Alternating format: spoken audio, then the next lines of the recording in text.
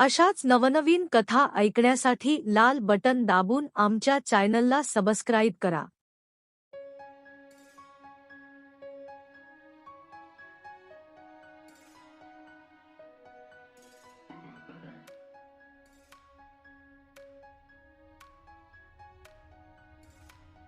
मित्रांनो, खूप दिवसानंतर या व्हिडिओचा 8वा पार्ट आलेला आहे, बघा आणि मजा करा।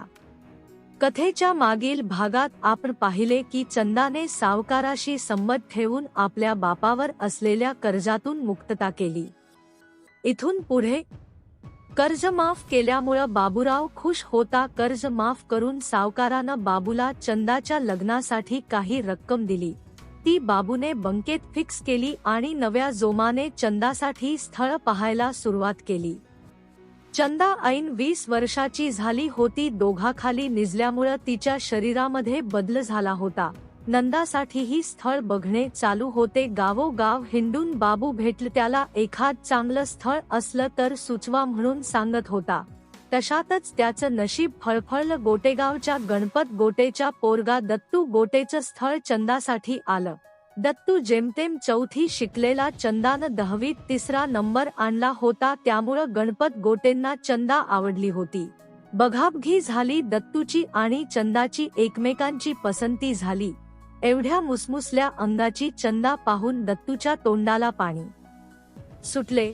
सुपारी फुटली, साखरपुडा झाला, लग्नाची तारीख ठरली। शेवटी चंदा आणि दत्तूचं लग्न झालं। सगळा खर्च गणपतरावांनी केला। देवदर्शन आणि सत्यनारायणाची पूजा झाली।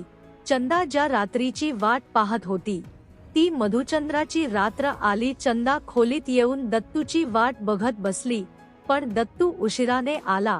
खोलीत शिरला, त्याच्या तोंडून दारूचा वास येत होता। दत्तू, ये बायको।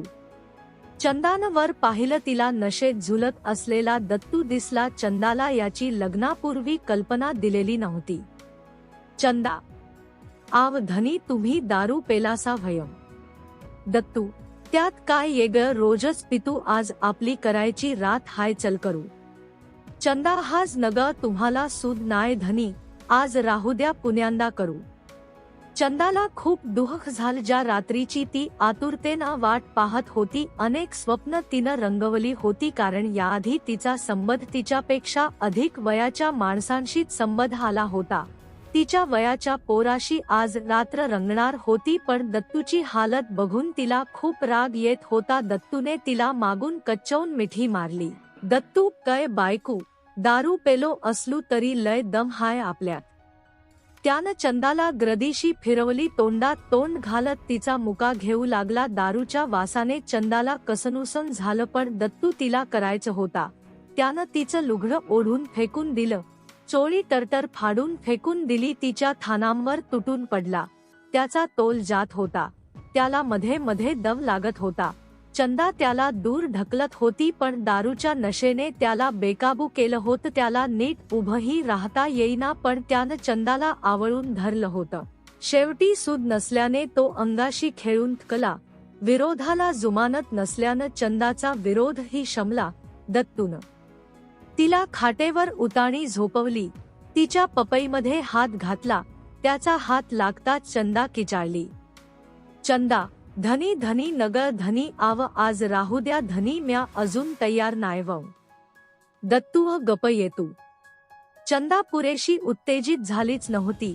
2 वेळेस सारखं यावेळी तिच्या पपईला पाणी सुटलचं नव्हतं, ती कोरडीच होती, पण दत्तू ऐकेना। त्याला फक्त त्याची वासना शमवायची होती। प्रणयातला अलौकिक आनंद त्याला नशेमुळे घेताच आला नाही। शेवटी व्हायचं तेच झालं। चंदाच्या कोरड्या पापाईतच दत्तूनं ताकदीनिशी दांडा कोंबला। चंदा, हद नी सोडा, आईगग मेले, घुसडला ग माझ्या कोरड्या फोदरीच। चंदाला असह्य वेदना झाल्या, तिला रडू आले। दत्तू अमानुषपणे तिला धक्के देत होता।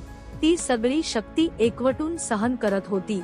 2-1 मिनिटातच दत्तू झडला। सगळा चीक त्यानं पापाईत सोडला। चंदाच्या अंगावरून बाजूला होत छमी हस्त चंदाला म्हणाला, दत्तू, चंदे, तुझ्या पपईचा पडदा फडला बघम्या, हे बघ रक्त। झोंबा झोंबीत चंदाच्या हातातल्या बांगड्या फुटल्या होत्या, तिच्या हाताला काच लागल्याने रक्त आलं होतं आणि दत्तूला वाटलं त्यानं चंदाचं कौमार्य भंग केलं. चंदा अर्धमेली होऊन पडली होती. ती हळूहळू उठून भिंतीला टेकून गुडघ्यात डोकं घालून बसली. कपाळावरचं कुंकू विस्कटलेलं, केस अस्ताव्यस्त झाले होते, शरीरावर चावल्याचे ओरबाडल्याचे व्रण दिसत होते. तिला अशा अवस्थेत पाहून तिचा मधुचंद्र नसून तिच्यावर बलात्कार झाला असंच एखादा म्हणेल. चंदा स्वतःशीच, नंदे, बर झालं बाई तुझं ऐकलं. त्या पाटील मास्तरकडनं पपईचा पडदा फाडून घेतला, नाहीतर आज माझं कायच खरं नव्हतं. ह्या असल्या माणसासाठी राखून ठेवणारा व्हते का मी? माझी कोरी फोदरी माणूस हाय का हैवान? चंदा रडू लागली. तिला माहेराची आठवण झाली. बाजूलाच दत्तू घोरत पडला होता, त्याच्यावर ती थुंकली अन रडवेल्या अवस्थेतच झोपी गेली. तर नक्की बघा पुढील भाग. तत्पूर्वी मित्रांनो, तुम्हाला जर आमचे व्हिडिओ आवडत असतील तर आमच्या व्हिडिओला लाईक करा आणि व्हिडिओ पहिल्यांदा बघत असाल तर आमच्या चॅनलला सबस्क्राईब करा.